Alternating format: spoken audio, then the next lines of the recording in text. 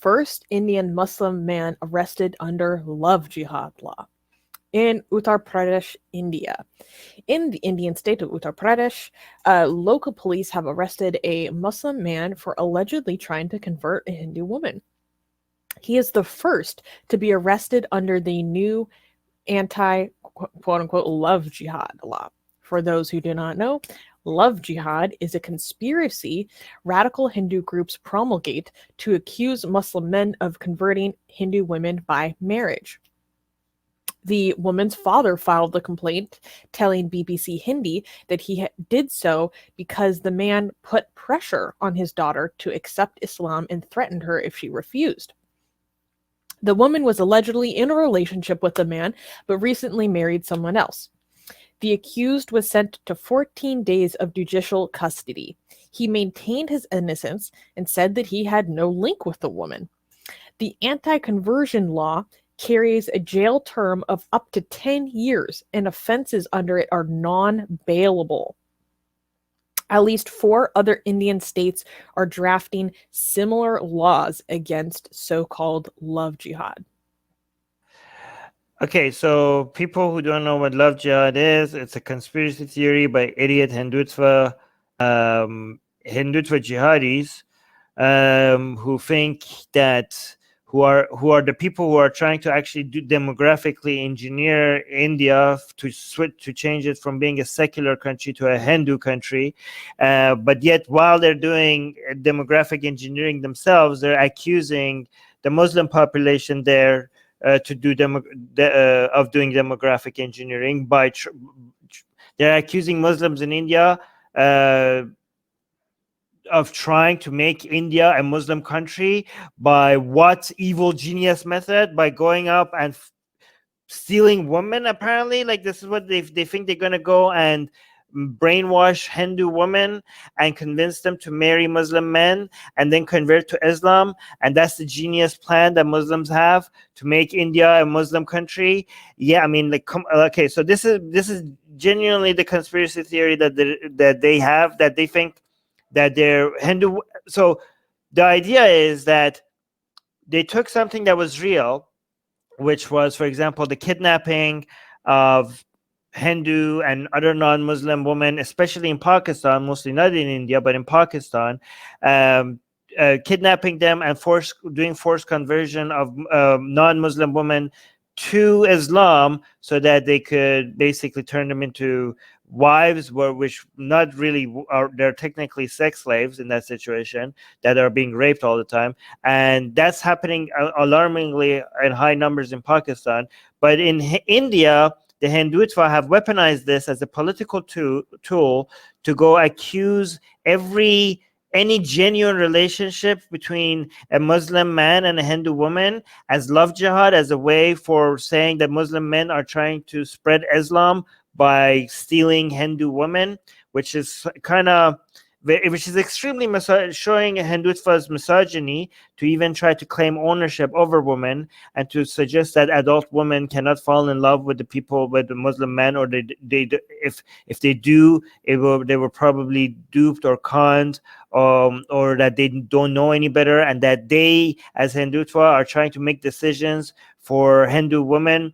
And the fact that they don't feel the same way when Hindu men fall in love with Muslim women, they actually see that as a win. They have because they feel like we're stealing one of their women, but it's basically treating women like property, that you steal some of ours, we steal some of yours. And now this conspiracy of love jihad, so baby, there are people that were killed for this, right? There were Muslims that were beheaded by Hindu, and burned after being accused of falling in love with a Hindu woman. Hindutva actually beheaded them. That's how crazy this thing has gotten, right? And these are people that actually go harass weddings because the man is a Muslim and the woman is a Hindu. They go and try to, like, imagine how evil you are, that your activism involves separating people who are falling in love with each other. That's how crazy Hindutva is getting in India. People are falling in love, and Hindutva is like, yeah, no love for you, no love for you. Okay, and now they're passing that as a law to make love jihad, this conspiracy term, this nonsense conspiracy term, they're passing law to make it illegal, and now people are actually getting arrested under this law. Susanna, you want to say? Sorry. First of all, Onionologist saying those damn sexy Muslims. Imagine that. Imagine wait, Armin, I waited so long. So you're saying, oh, well, this isn't quite what you were saying, but you were saying like, oh, how does this work as demographic engineering when you're just coming after the woman? It's not just the woman. It is how the children of that marriage are supposed to be raised Muslim. That's part of it. So it's not just the woman, it's possession over their future children as well. There was another good comment. Hussein made me laugh so hard saying, I remember back in my Muslim days seducing Hindu women to do dawah. Good times. to the Hindutva watching this, he's joking. No, he's not joking. We're coming after your woman, guys. This is so. First of all, I have more to say. Okay. So this is there. There was a lot more to this case that I couldn't cover just in the blurb. So the father of this girl is accusing him of trying to kidnap her in the past. But based on what I was reading, it didn't sound like she was kidnapped. It sounded like they ran away together, like they were almost looking to elope, and it didn't happen. It's absolutely ridiculous, and you're right. It's actively it's in violation of the Indian Constitution. First of all, second of all, it is actively against just interfaith marriage in general. It reminds me of what you were saying last week when you're like actively trying to break up people's marriages. You're like, are we the baddies? Are we the bad ones here? But in fact, the next story is we're going to be talking about a specific wedding that was broken up. And it's a really big problem. And the fact that not only was this passed in Uttar Pradesh, which is India's most populous state, and it not only is it the most populous state, it is the state that has the largest percentage of Muslims of a state in India. I believe there are 34 Muslims in UP.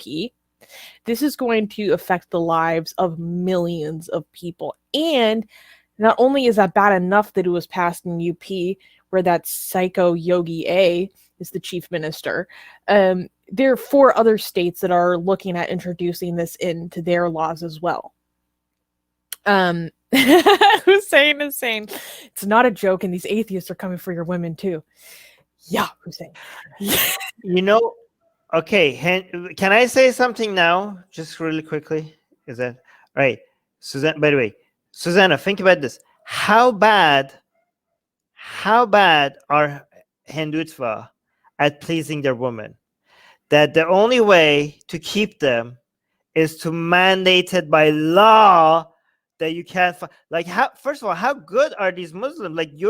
Imagine Hindutva being so afraid. These Muslim men are so sexy and they're so fine and they're so good at pleasing women that the only way for the Hindus to protect their women is to make it illegal for all these Muslim men to come and steal them away. Maybe try. Let me clarify.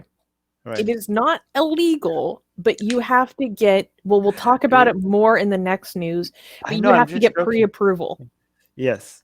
Above and beyond the approval required for an intra-faith marriage. So they're sending them all pictures of flowers with poems. That's how they're doing it. Oh, I know what the guys. I know what the approval process. Actually, Rivka's come and give me an idea. This should be a video, okay? So a Hindu woman falls in love with a Muslim man, and they go for an approval process. And the approval process is like a Hindutva police officers, and he comes and shows the pictures of like Hindu men, and we're like, what about this guy? Like, is he sexy?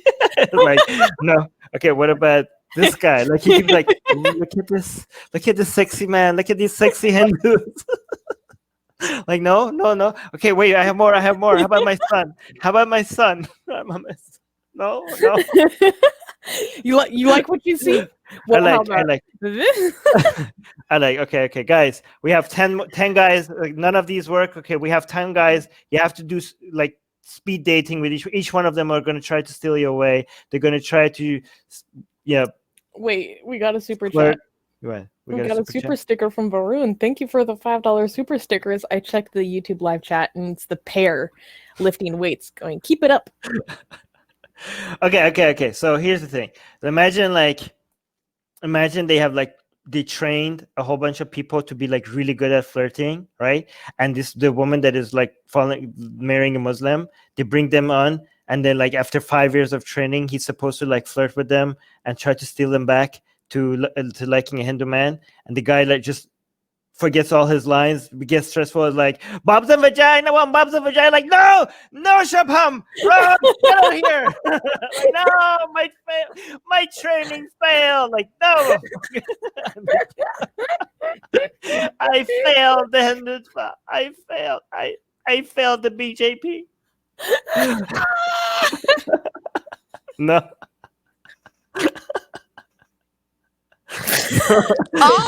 All I had to do was memorize one Hafez poem. Just one. That should be a comment. That should be a clip. Okay. I lost it at Bob's and Vagine.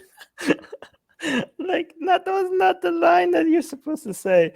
That's what it is. They keep saying Bob's and Vagine, and they're going for Muslims instead. Anyways. Hello, dear. Katie. How about Bob's and Vagine? Katie's saying, bruh. I was trying to come up with some other Muslim names, Hindu names. I couldn't think of any.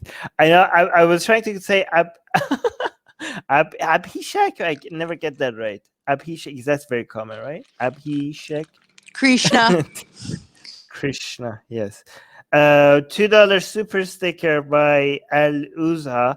We did the other super sticker already, right? With the pair. Oh, Varun must give us $5. What is this one? This is Hippo saying 1 up. Thank you so much for the super chat. Bitch lasagna. And subscribe! Everyone! Every single one of you is watching! Subscribe! Do it now! Do it now!